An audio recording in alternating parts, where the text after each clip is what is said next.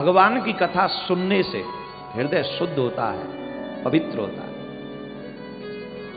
और ये भगवान की कृपा के बगैर संभव नहीं है। रामायण कहती है, राम कृपा बिन सुलभ न सोई।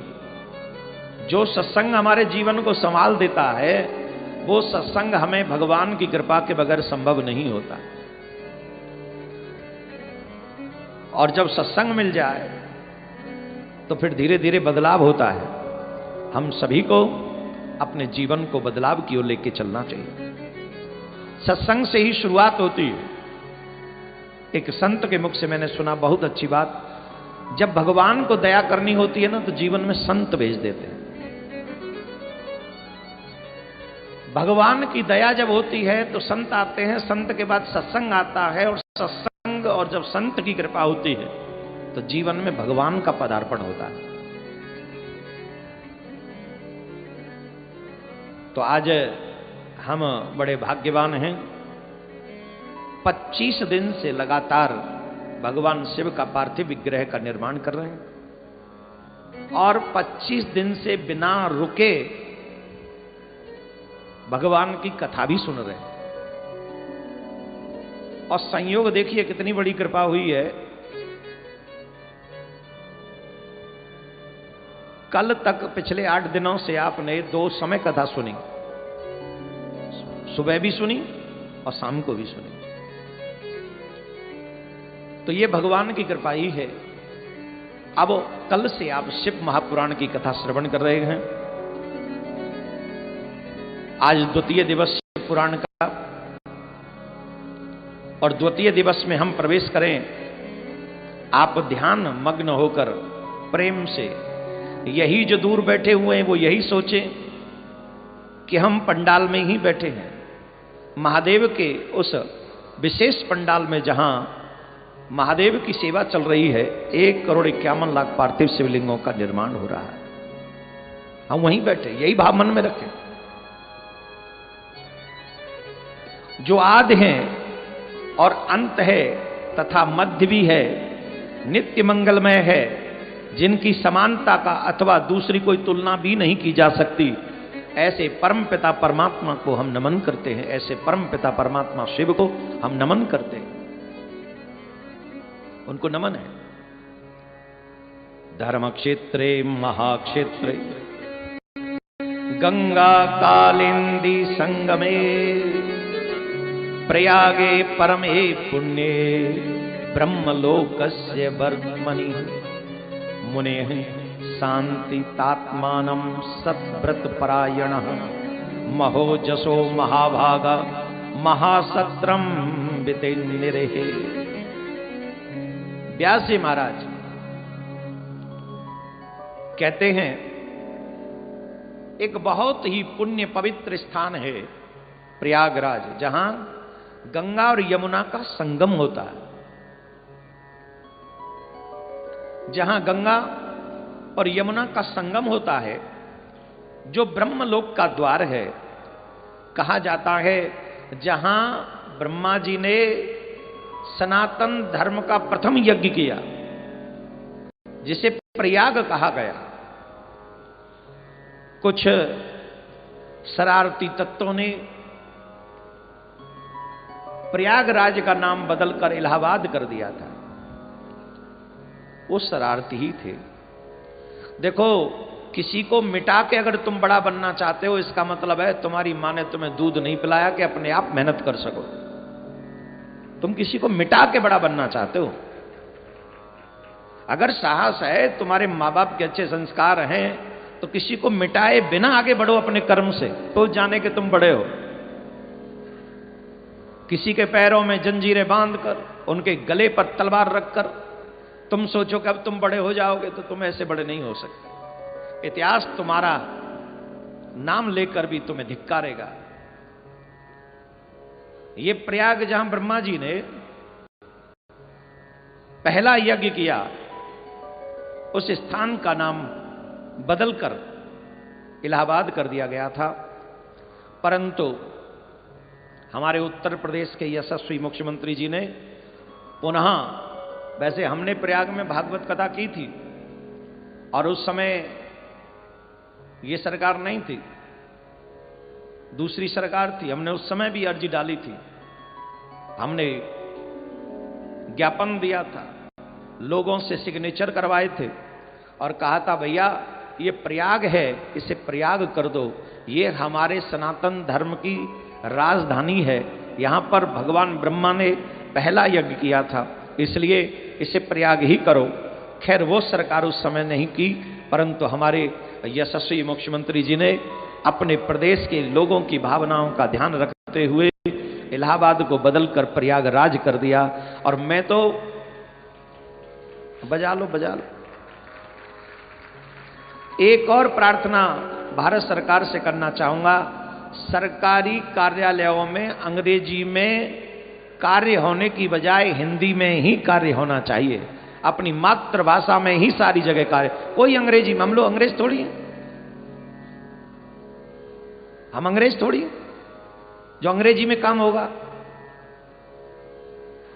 हम निवेदन ही कर रहे हैं, इसे हमारा दुराग्रह न समझा जाए, हमारा निवेदन समझा जाए और देश हित में समझा जाए। आने वाली समय जो है, जो हमारे बच्चों को अपनी भाषा के प्रति जोड़ के रखे, उसके उद्देश्य से समझा जाए। सारी भाषाएं, प्रादेशिक भाषाएं भी बाद में आए, पहले हिंदी भाषा आनी चाहिए, क्योंकि हिंदी हमारी मां है, मातृभाषा है। इसलिए सभी सरकारी स्कूलों में हिंदी अवश्य, वहीं हिंदी में ही कार्य हो, बाकी के सारे काम जो है विदेशों के काम जो होते हैं उनको आप अंग्रेजी में करो, नो प्रॉब्लम। देश का काम, कार्यालयों का काम हिंदी में हो, जिससे हमारे बच्चों को, आने वाली पीढ़ी को हिंदी के प्रति जागरूकता मिले। सिर्फ हिंदी दिवस मनाने से हिंदी आगे नहीं बढ़ेगी। तो प्रयागराज में एक बार ऋषि मुनि एकत्रित हुए, शौनकादिक ऋषि, और दीर्घकालीन तक चलने वाला ज्ञान यज्ञ करना उन्होंने प्रारंभ किया। दीर्घकालीन मतलब बहुत समय तक चलने वाला एक यज्ञ उन्होंने प्रारंभ किया, और वो यज्ञ था ज्ञान यज्ञ। ज्ञान यज्ञ, संवाद, संवाद शास्त्रों का, और शास्त्रों का संवाद किसके लिए? पूरे समाज के लिए। बहुत से लोग कहते कथा क्यों होती हैं, ये कथा कौन कर रहा है ये महत्वपूर्ण नहीं है, ये कथा किसकी है ये महत्वपूर्ण है। महत्वपूर्ण है कि कथा किसकी है, और ये कथा उस ब्रह्म की है, उस परमात्मा की है, उस भगवान की है, जिस ब्रह्म ने, जिस भगवान ने इस सृष्टि की रचना की है। क्या किया है? इस सृष्टि की रचना की है। और उस सृष्टि रचयिता को अगर हम न जाने और उसे बिना जाने ही हम अपना जीवन निकाल दें, ये कितनी बड़ी गलती है। आप ऐसे समझो जैसे आप किसी के नौकरी करते हो और आपको यही ना पता हो आपका बॉस कौन है, आपको सैलरी कौन दे रहा है, आपका किसके सारे पर प्रमोशन हो सकता है। ये बताइए अच्छी बात है कि बुरी बात है बॉस को न जानना? जवाब दो भाई। अच्छी बात होगी तो सेवा करेंगे, जान लेंगे तो थोड़ा सेवा करेंगे, सेवा करेंगे तो मेवा मिलेगी, प्रमोशन भी मिल सकता है 2-4 बार सर सर कहने से। नहीं, sir sir sir, you are very nice person sir, sir I am happy to see you sir. अरे सर, मैं बोल नहीं सकता, आप में बहुत खूबी है, चाहे मन में गालियां देने को मन कर रहा है लेकिन मुंह पे सर सर चल रहा है, और उसको लगेगा ये चमचा है अपना। वो क्या करेगा? चलो प्रमोशन करना है, इसका कर दो। क्यों? आपने 25 बार उसे सर बोल दिया, उसने आपका प्रमोशन कर दिया। सिंपल सी बात। यहां चमचागिरी जुबान से करनी पड़ती है। संसार में जितने भी सर हैं उनके लिए चमचागिरी जुबान से करनी पड़ती है, लेकिन जो परमात्मा इस विश्व का सर है, हेड है, उसकी चमचागिरी जुबान से ही नहीं हृदय से करनी होती है। और इनको तो दिखाने के लिए करना पड़ता है, उसे समझाना है कि मैं तेरा ही हूं। वो आर्टिफिशियल नहीं मानेगा, वो सच्चाई को मानेगा, क्योंकि वो सच्चिदानंद है, सच्चिद घन आनंद है, तो वो सत्य को मानेगा। और सत्य यह है कि वही सबका सर है, वही सबका प्रमुख है, वही रचयिता है। हम एक पंक्ति गाएंगे, बहुत प्यारी पंक्ति, आप सुनते रहते हो। रचा है सृष्टि को जिस प्रभु ने, वही सृष्टि चला रहे हैं। रचा है सृष्टि को जिस प्रभु ने, वही सृष्टि चला रहे हैं।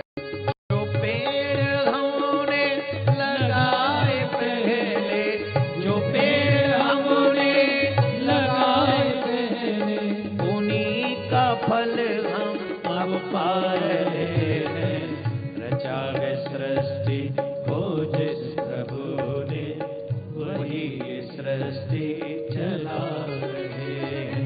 रचा है सृष्टि को जिस प्रभु ने, वही सृष्टि चला रहे हैं। जिन्होंने सृष्टि की रचना की है वो कौन है, ये ज्ञान के माध्यम से जान सकते हो आप। आप सोचो कि संसारी किताबों से मिल जाएगा, संसार की किताबों में वो सब नहीं मिलेगा। संसार की किताबों में मिल जाएंगी छोटी छोटी चीजें जो आपके नौकरी दिलाने में आपके काम आएंगी, या आपको साइंटिस्ट बनाने में काम आएंगी, आपको डॉक्टर भी बनाने में काम आएंगी। लेकिन आपको भक्त बनाने में संसार की किताबें काम नहीं आएंगी। भक्त बनाने में, ईश्वर का बनाने में, ईश्वर को जानने में वो ईश्वर की किताबें ही काम में आएंगी, वो ईश्वर के ग्रंथ ही काम में आएंगे। और संसार की किताबें तुम्हें ईश्वर नहीं समझने देंगी। 4 वेद, 6 शास्त्र, 18 पुराण, गीता, रामायण, इनमें से किसी से भी प्रेम करो और उसी के माध्यम से उसे जानने का प्रयास करो, यही है ज्ञान यज्ञ। तो ऋषियों ने ज्ञान यज्ञ प्रारंभ किया, ज्ञान यज्ञ प्रारंभ हुआ। दीर्घकालीन तक चलने वाला ज्ञान यज्ञ हो रहा है। ये बात सूत जी महाराज को पता चला। और कहां? बोले प्रयागराज में हो रहा है।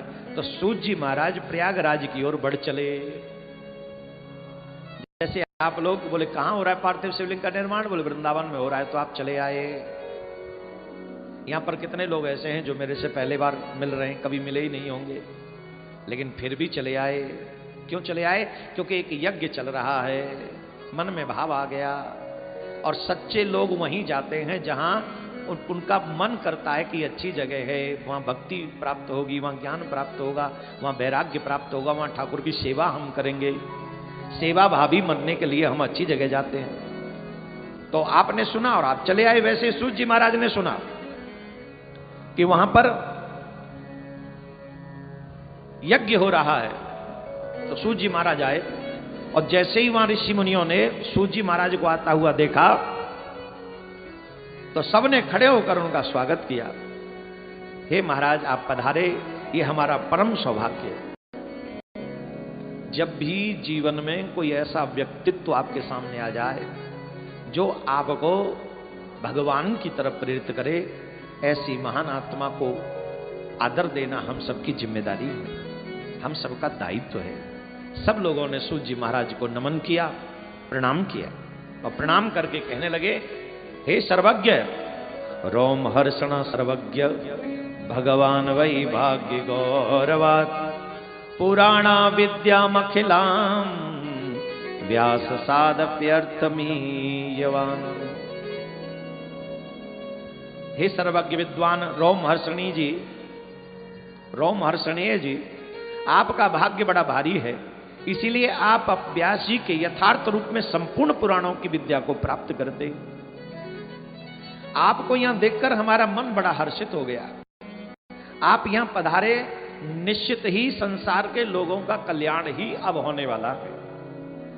आपसे मिलने से पूर्व, आज वैसे तो आपके मुख से अनेकों कथाएं अनेकों बार सुनी हैं, अनेकों बार कथा प्रसंग सुनने के बाद भी हृदय तृप्त नहीं हुआ।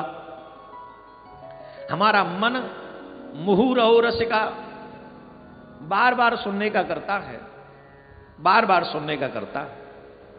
आपके मुख से भगवान की कथाएं जितनी बार भी सुनी जाएं उतनी ही कम है। हे महाराज, तीनों लोकों में भूत वर्तमान और भविष्य की जो बातें हैं तथा अन्य भी जो कोई वस्तु हैं वह आप भली प्रकार जानते हैं, उनके आप ज्ञाता हैं। और महाराज, हमारे मन में जो एक कष्ट है, एक प्रश्न है, एक शंका है, एक दुख है, कलयुग आ रहा है। ध्यान से सुनना, यहां पर बेटों के लिए लिखा है, यहां स्त्रियों के लिए लिखा है, यहां हर वर्ण के पुरुष के लिए लिखा है। और जो बात लिखी है वही आज चरितार्थ हो रही है। अभी थोड़े रूप में है, आगे यही बातें बढ़ती चली जाएंगी। जैसे जैसे कलयुग बढ़ेगा वैसे वैसे यही बातें सत्य होती चली जाएंगी। और बड़े लेवल पे, छोटे लेवल पे ये सब चीजें अभी भी हो रही हैं। कम संख्या में ये बातें अभी भी हो रही हैं। भारी संख्या में आने वाले समय में ये सब बढ़ जाएगी जब कलयुग बढ़ेगा। बोलो राधे राधे। उन्होंने कहा महाराज, प्राप्ते कलियुगे घोरे नरा पुण्य विवर्जिता दुराचार रताम सर्वे सत्यवार्ता परांगमुख पाप परादि निरता पर द्रव्याभिलाषिण पर स्त्री सक्त मनसः पर हिंसा परायणः देहात्म दृष्टयो मूढ़ा नास्तिका पशुबुद्धय मात्र पितृ कृतद्वैसा स्त्री देवा काम किंकरः। कलयुग के लोग कैसे होंगे जरा सुनते रहना, कान मेरे ही पास रखना। हाथों से सेवा करते रहो, कानों से कथा सुनो।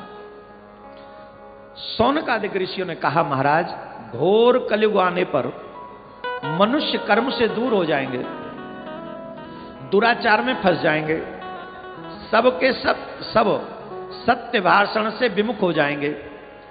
सबके सब मतलब हर व्यक्ति झूठ बोलने में ही अपनी कुशलता समझेगा। अच्छा ईमानदारी से बताओ, हमारा इतिहास क्या है? हमारे पूर्वज क्या करते थे? बोलो बोलो जोर से। रामायण क्या कहती है? रघुकुल रीत सदा चले आए, प्राण जाए बरो वचन न जाए। रघुकुल रीत, हमारे प्राण चले जाएं पर हमारे मुंह से असत्य नहीं निकलना चाहिए। अच्छा चलो छोड़ो, वो तो त्रेता युग की बातें हैं। आप 25 साल पहले चले जाओ, 30 साल पहले चले जाओ। शहरों का तो मुझे नहीं पता, लेकिन 25-30 साल पहले गांव में अगर आप कभी गए हो, रहे हो, एक व्यक्ति ने अगर कुछ मुंह से निकाल दिया तो पलटेगा नहीं। और अगर उसने पलटने की कोशिश की तो गांव में 10 लोग इकट्ठे होते हैं और उसको कहते तुम झूठ बोल रहे हो, आज के बाद तुम्हारी बात पे कोई विश्वास नहीं करेगा। सिर्फ 25-30 साल पहले की बात है ये। और आज कोई कह सकेगा समाज में इकट्ठा होकर ये गलत कर रहा है, ये गलत बोल रहा है? किसी का साहस है? जिसका जो मन आए सो बोलो, जिसका जो मन आए सो करो, जिसका जो अरे बाप से झूठ बोलते लोग, बोलते कि नहीं? जा रहे हैं किसी को फिल्म दिखाने, पापा पूछे कहां है? बोले स्कूल में हूं, कॉलेज में हूं। जा रहे हैं किसी के साथ कॉफी पीने, माँ ने पूछा कहां है? बोले मम्मी मेरी क्लास चली, फोन रखो। अब कॉफी सेंटर में कौन सी क्लास ले रहा है ये महानात्मा? हां जी कि ना जी बोलो। अब तो उनसे भी हम लोग झूठ बोलते हैं जिनसे कभी नहीं बोलना चाहिए। माता पिता से हम झूठ बोलते हैं, गुरु जी से हम झूठ बोलते हैं, और तो छोड़िए भगवान से भी झूठ बोल लेते हैं। कलयुग का सबसे बड़ा जो प्रकोप है वो 2-3 चीजों में, असत्यभाषी व्यक्ति हो जाएगा, लोभी व्यक्ति हो जाएगा और कामी व्यक्ति हो जाएगा। अपने माता पिता की नहीं मानेगा, अपनी स्त्री की मानेगा, इतना कामी हो जाएगा।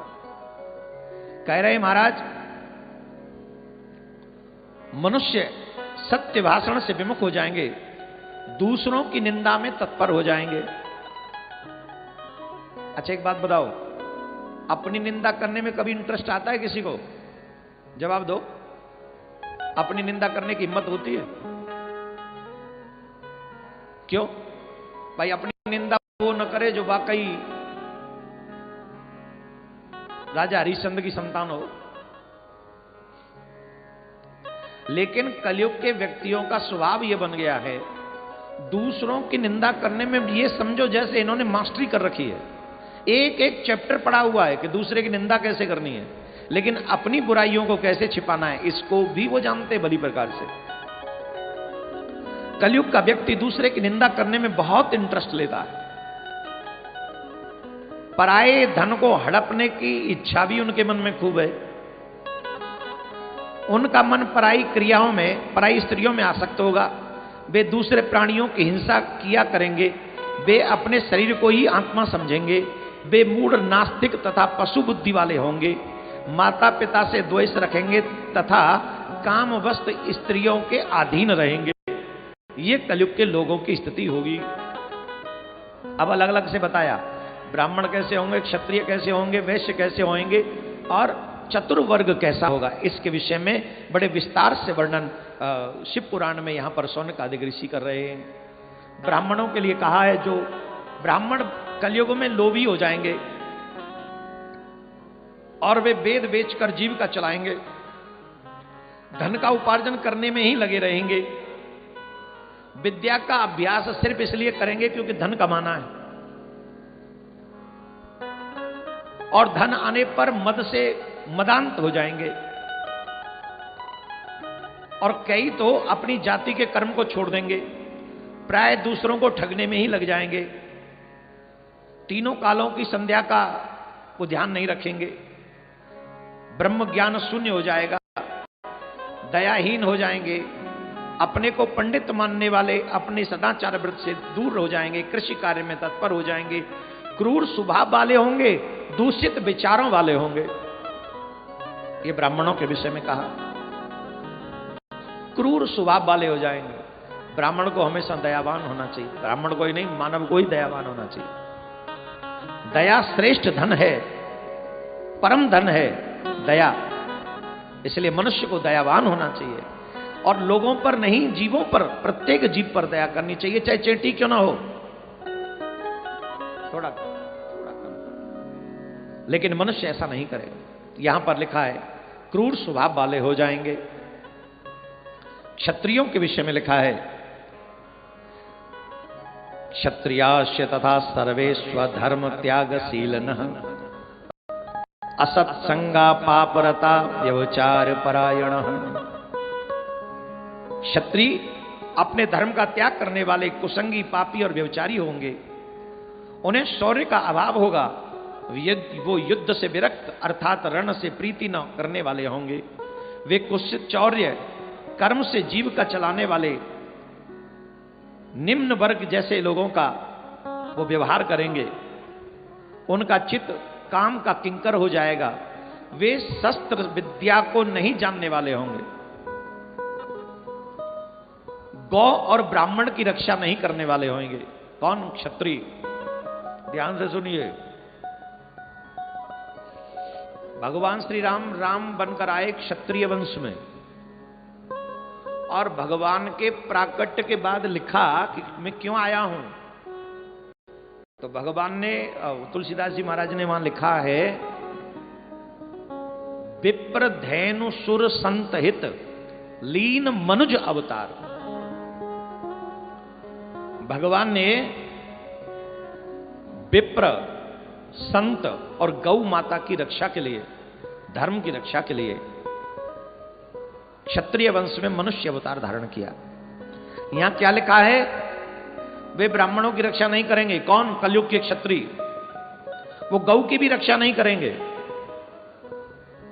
मेरा यहां क्षत्रियों से कोई विवाद नहीं है, मैं तो बड़ा आदर करता हूं भैया, है ना।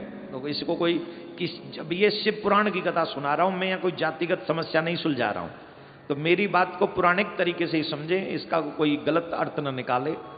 और ये वाक्य मेरे नहीं है, ये शिव पुराण में लिखे हैं, जो मैंने एक एक शब्द बोला है। अब आप समझिए ईमानदारी से, क्या हमारे मन में गौ के प्रति वो श्रद्धा रही है जो होनी चाहिए? कहने को हम लोग क्या कहते हैं, गौ हमारी माता है। काय की माता है? किस बात से माता है?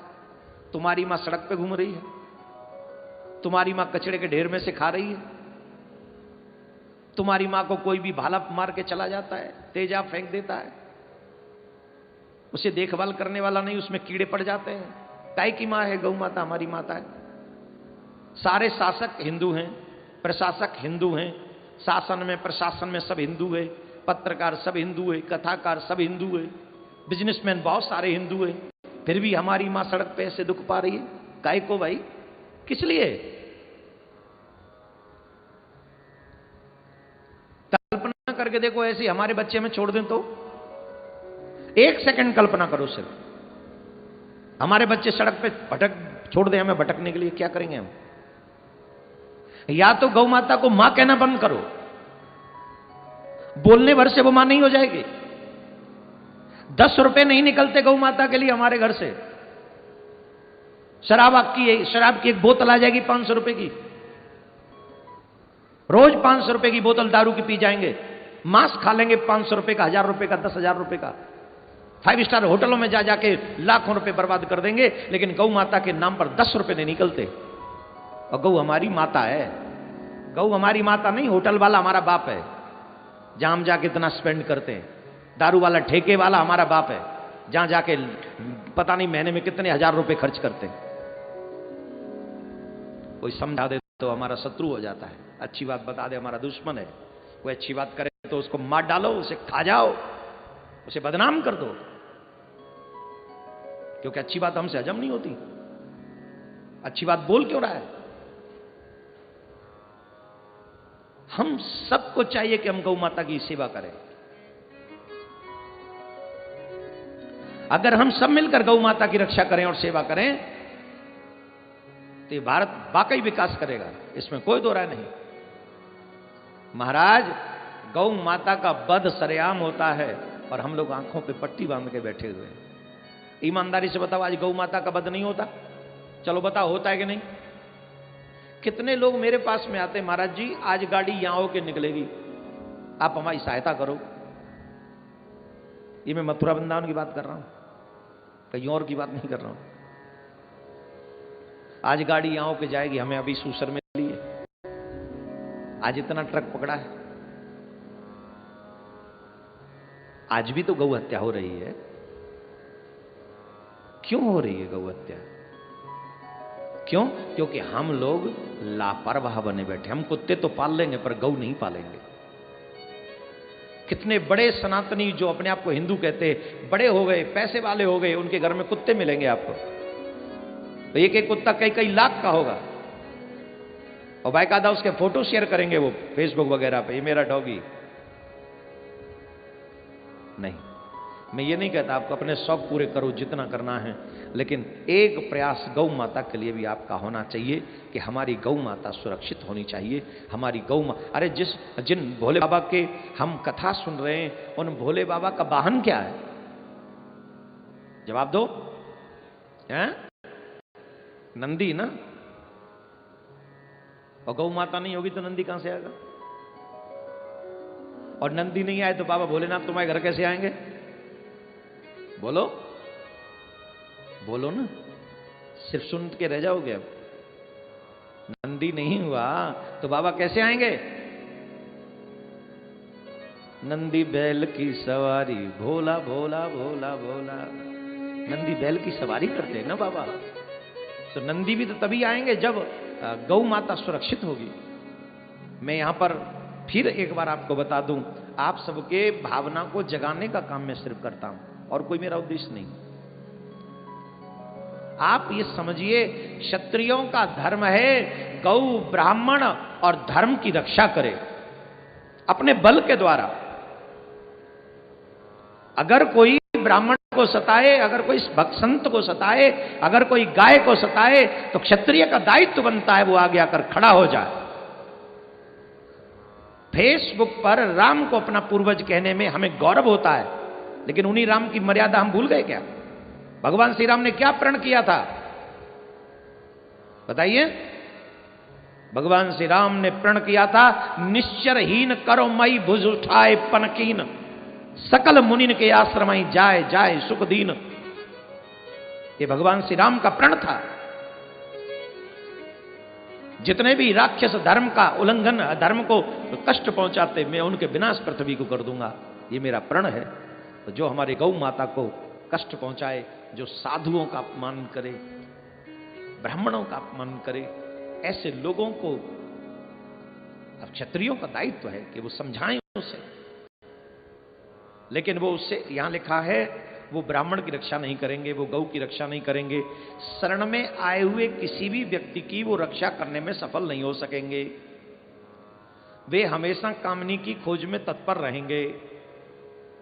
प्रजापालन रूपी सदाचार से रहित भोग में तत्पर प्रजा का संहार करने वाले, दुष्ट और प्रसन्नता पूर्वक जीव हिंसा करने वाले कलयुग के क्षत्रिय हो जाएंगे, ऐसा शिव पुराण में लिखा है। अब वैश्य समाज की चर्चा आती है। वैश्य के लिए कहा गया है कि वो संस्कार पथभ्रष्ट, स्वधर्म त्यागी, कुमार्गी, धनोपार्जन करने में हमेशा रत रहने वाले रहेंगे तथा नाप तोलने में भी कुत्सितता का दर्शन कराएंगे।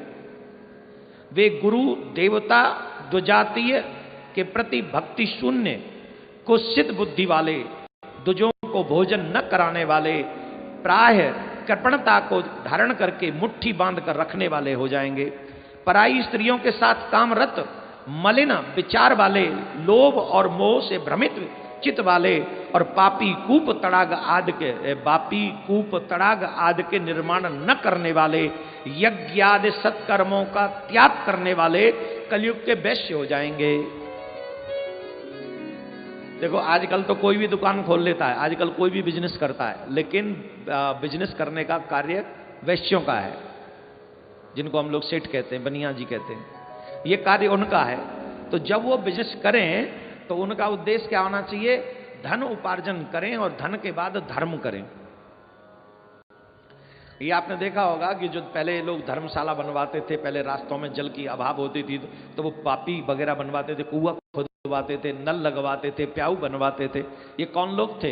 ये सब बिजनेसमैन लोग थे जो पैसा कमाते थे, पैसा कमाकर अच्छी अपने परिवार को पालते थे, खूब पैसा रखते थे अपने पास, सब कुछ दान नहीं करते थे, लेकिन उसी में से कुछ धन लेकर वो ऐसे सत्कर्म करते थे जिस सत्कर्म के कारण समाज का हित होता था, समाज का भला होता था। और यही चेष्टा हम सभी प्राणियों को करनी चाहिए। जिनके पास भी धन है, पर्याप्त धन है, उन सभी मनुष्यों को अपने लिए बचाकर कुछ धन का व्यवस्था ऐसे करे जो समाज की सेवा में लग सके। चाहे वो किसी के भोजन की व्यवस्था में लग जाए, चाहे वो किसी की गरीब कन्या के विवाह में लग जाए, चाहे वो जरूरतमंद के वस्त्र इत्यादि पर, कुछ भी वो लगना चाहिए। आपका विश्व शांति सेवा चैरिटेबल ट्रस्ट 125 कन्याओं को एजुकेशन दिला रहा है। ये अच्छा काम है कि नहीं? जवाब दो, जोर से बोलो। अच्छा ही है ना? ये हो कहां से रहा है? आप लोग थोड़ा थोड़ा जब देते हैं, उसी में से हम उनको देते हैं। कोई भी व्यक्ति या श्रावण मास में आए, भगवान की सेवा करे और रहे यहां और भोजन प्रसाद करे, ये अच्छा कार्य है कि नहीं? बोलो, जवाब दो। ये कहां से हो रहा है? आप जब थोड़ा थोड़ा देते हैं, ट्रस्ट उसी में से सबके लिए भोजन की तैयारी करता है। ये हमारा नहीं है, ये हमारा कोई घमंड नहीं, हम पे तो कुछ भी था ही नहीं, है भी नहीं। तेरा तुझको अर्पण, ये भाव। आप थोड़ा देते हैं, यहां वो ज्यादा होके सबको मिल जाता है। इसी से समाज चलता है। किसी ने आपको दिया, आपने किसी को दिया, उसने किसी को दिया, और यही चक्र चलता रहता है। एक नोट कईयों का पेट भर देता है। राधे राधे बोलना पड़ेगा। एक नोट कईयों का पेट भरता है। आपको मालूम है कि नहीं? एक बहुत अच्छी कहानी है, सुनो। जो लोग इस पैसे को अपना समझे बैठे, उनके लिए महत्वपूर्ण है ये बात। जो समझते हैं ना मैं पैसे का मालिक हूं, वो सुने। एक व्यक्ति एक छोटे से कस्बे में गया, उसे रात रुकना था उस कस्बे में। तो एक छोटे से होटल में गया। वो छोटे से होटल में गया तो उसने कहा कि मुझे यहां रात भर रुकना है। बोलो ठीक है रुको, तो मैं कुछ पैसे देने पड़े? बोल दे देंगे। 500 रुपये दे दिए। बोले जाओ आप जमा कर लो 500 रुपये। ठीक है। उसने, होटल वाले ने कहा इसको रूम दिखा के ले आ। तो एक होटल वाला व्यक्ति जो था वो रूम दिखाने चला गया। उसने सोचा ये यहाँ रहेगा ही, तो उसने वो 500 की नोट ली। कस्बे में था, ज्यादा लोग आते जाते थे नहीं।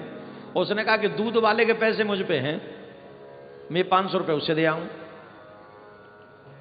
500 रुपये लेके वो होटल वाला दूध वाले के पास गया, बोले ले तेरे 500 रुपए थे मेरे ऊपर, ये रख ले। बोले वाह धन्यवाद भैया। वो 500 रुपए लेके गया। उसने कहा कि ये 500 रुपए ये मैं जहां से राशन लाता हूं उसके बहुत दिन से उधार पड़े, जब आ गए तो उसको भी चुका दूं। तो वो 500 रुपए लेके राशन वाले की दुकान पे चला गया। बोले तुम्हारे 500 रुपए हम पे बहुत दिन से हैं, ये 500 रुपए रखो। दूध वाले ने राशन वाले को दे दिया। राशन वाले को 500 रुपए मिले तो वो राशन वाला सोचने लगा कि एक मेरे गेस्ट आए थे, मैंने उसे उस होटल में रुकवाया था, तो होटल वाले के 500 रुपए हैं मुझ पे, ये 500 रुपए मैं होटल वाले को दे दूं, कर्ज से मुक्त हो जाऊं। उसने जाके 500 रुपए होटल वाले को दे दिए। तो भैया ये आपके रुपए हैं, आप रख लो। हाँ बड़ा अच्छा किया। ये घटना कितनी देर में हुई पूछो? उतनी देर में हुई जितनी देर में गेस्ट ने रूम देखा, इतनी देर में ये सारी घटना हो गई। 500 रुपए उसके पास पहुंच गए वापस। किसके पास? होटल वाले के पास। इतने में वो व्यक्ति लौट के आया और कहने लगा मुझे एक जरूरी कॉल आ गया है, तो मैं रात को रुकूंगा नहीं, मैं अभी जा रहा हूं, मेरे 500 रुपए वापस कर। बोले ये लो तेरे 500 रुपए।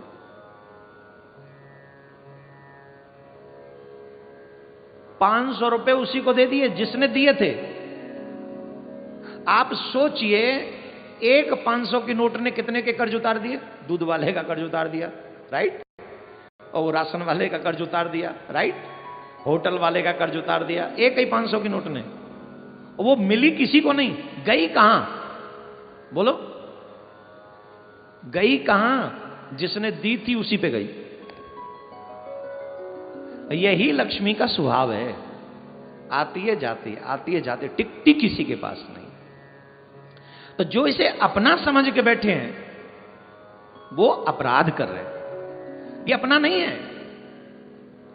जब भी किसी के पास में ये धन का संग्रह होने लगे तो मनुष्य को चाहिए कि वो मनुष्य उसको परोपकार में थोड़ा सही, 100 में से 100 मत करो, 100 में से 10, 12, 15, 20 अवश्य करो।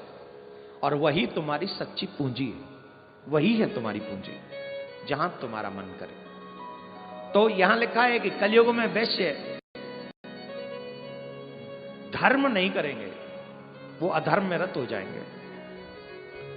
चतुर्थ वर्ग के लिए कहा गया है कि वो अपने कार्य को छोड़कर बाकी के सब कार्य करेंगे। ब्राह्मणों की निंदा करेंगे, अगर वो विद्वान हो जाएंगे तो विवाद करेंगे, धनवान हो जाएंगे तो कुमार्गामी हो जाएंगे।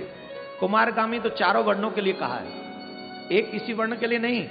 अधिकांश भोगों में लिप्त तो चारों वर्ण ही हो जाएंगे, एक वर्ण की व्यवस्था नहीं की है यहां। सबका मन कामासक्त हो जाएगा। और आप देख लीजिए, जब से मोबाइल आए हैं तब से हमारा कितना नाश हो रहा है, ये हम और आपको बताने की आवश्यकता नहीं है। बोलो राधे राधे। वे कुटिल स्वभाव वाले होंगे, विप्रों से द्वेष भाव रखने वाले होंगे, वे बहुत ही अपने मनमुखी जीवन जीने वाले होंगे। चतुर्थ वर्ग के लिए ऐसा लिखा। अब सुनिए यहां पर,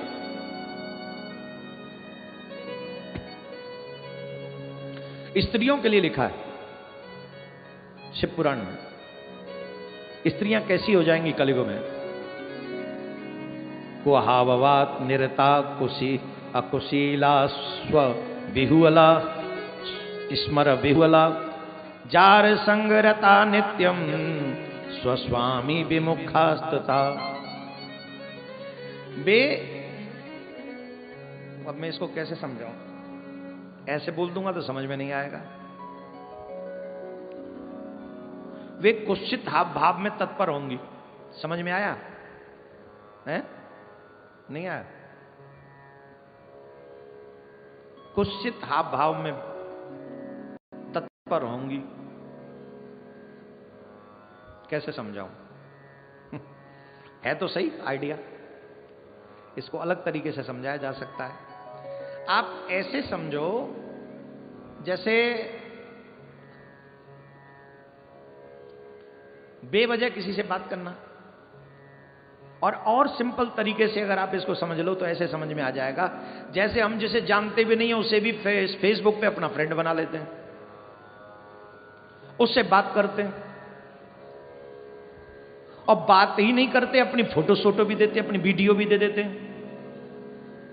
अपने घर की सारी बातें बता देते, किसको, जिसको जानते ही नहीं। समझ में आ गए कि और समझाऊं? वो सामने वाला कहते थोड़े ऐसे ऐसे, तो जो वैसे वैसे लो।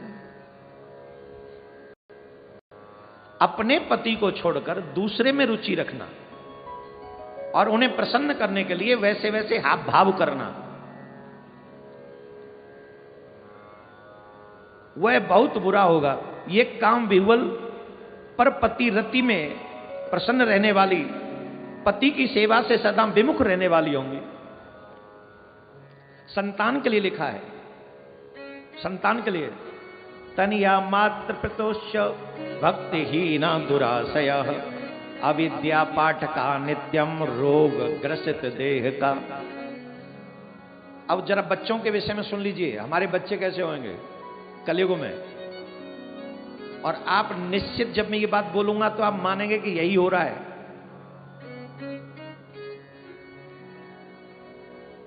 संतान अपने माता पिता के प्रति श्रद्धा रहित होंगी, है कि नहीं? कितनी श्रद्धा रखते हैं आपके बच्चे आप में? बोलो बोलो। संतान माता पिता में श्रद्धा रहित होंगी, दुष्ट स्वभाव वाली होंगी। कितने लोग तो हमसे आके कह चुके कि हमारे बच्चे हम पे हाथ उठाते हैं, धक्के मारते हैं, थप्पड़ मारते हैं। अब इससे बुरा और क्या हो सकता है? बोलिए, इससे बड़ा दुष्ट स्वभाव कोई होगा जो अपने मां बाप का तिरस्कार करे? और जो विद्या सत्य नहीं है उसी को पढ़ने में मस्त होंगी। आज की विद्या सत्य नहीं है, असत्य है। जो सत्य विद्या है उससे वो विमुख है। सत्य विद्या उनको नहीं पता। सदा आज के आने वाली पीढ़ी में, या थोड़ा और समय आने वाले, हर बालक रोगग्रस्त होगा। अब बताइए, क्या हमारे बच्चों में अभी से छोटे छोटे बच्चे कितने कितने रोग लगे हुए?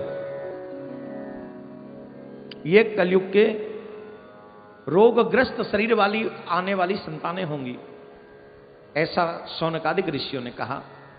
ये सारे पाप गिना कर कलयुग के शौनकादिक ऋषि कहते हैं, हे महाराज, इसी चिंता से हमारा मन सदा व्याकुल रहता है। परोपकार के समान दूसरा कोई धर्म नहीं है। जिस छोटे उपाय से इन सब पापियों का कल्याण हो जाए, इस प्रकार के कलयुग के लोग होंगे। अब ये प्रकार के जब कलयुग का पाप होगा तो ऐसे पापियों का उद्धार कैसे हो? हमारी चिंता ये है। हम इस चिंता में डूबे हुए हैं कि कलिकाल में इन पापियों का उद्धार कैसे होगा। कोई सूक्ष्म सरल उपाय ऐसा बता दीजिए जिस सूक्ष्म सरल उपाय से इन बड़े से बड़े पापियों का उद्धार हो जाए। बोलो राधे राधे। जोर से बोलना पड़ेगा। जितने लोगों ने अभी तक कथा सुनी है या आगे भी इसको सुनेंगे, एक बात समझ लीजिए, यहां जातिगत व्यक्तिगत किसी के लिए शिव पुराण में नहीं कहा गया। यहां जो आने वाले समय में जो भी वर्ग हैं वो अपने अपने धर्म से भटकेंगे। स्त्रियां अपने धर्म से भटकेंगी, पुरुष अपने धर्म से भटकेंगे, संतान अपने धर्म से भटकेंगी। ये सब पाप गिनाए गए हैं। अच्छा, हम आपसे एक बात पूछना चाहते हैं, ये जितने भी पाप गिनाए गए ये हो रहे हैं कि नहीं? अभी जवाब दो, जोर से बोलो। नहीं हो रहे? हो रहे हैं कि नहीं? हो रहे हैं। लेकिन अभी भी धरवर है, एक दूसरे का सम्मान है, एक दूसरे के प्रति थोड़ी जागरूकता थोड़ी सी है। नहीं, ठीक है, आप कह रहे हैं तो कोई बात नहीं। आने वाला समय ऐसा होगा कि वो भी कोई सुनने वाला नहीं होगा। कोई सुनने वाला नहीं होगा। शौनकादिक ऋषियों ने इन पाप को गिनाकर, इन पापों को गिनाकर कहा, आप कोई ऐसा उपाय बता दीजिए, बहुत सरल उपाय हो जो बड़े से बड़े पापी का उद्धार हो जाए। व्यास जी महाराज कहते हैं, ऋषियों की इस बात को सुनकर सूत जी महाराज कहने लगे, हे साधु महात्माओं, आप सब तीनों लोगों का हित करने वाली बात पूछते हो, आप धन्य हो, आप धन्य हो, आप धन्य हो।